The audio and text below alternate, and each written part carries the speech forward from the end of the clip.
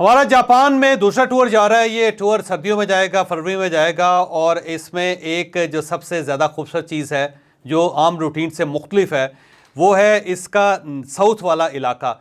और वहाँ पे ज़ाहिर है बर्फ़ें जमती हैं, साउथ पोल के करीब होता है और इतनी ज़्यादा वहाँ पे बर्फ़ जमती है कि वहाँ पे एक फेस्टिवल होता है जिसे स्नो फेस्टिवल कहते हैं।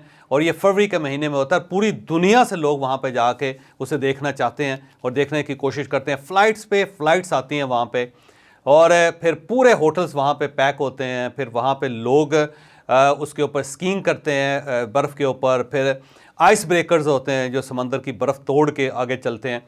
वहाँ पे बहुत ज़्यादा एक्टिविटी होती है। एक ऐसी एक्टिविटी होती है जिसे देखने के लिए पूरी दुनिया से लोग पहुँचते हैं।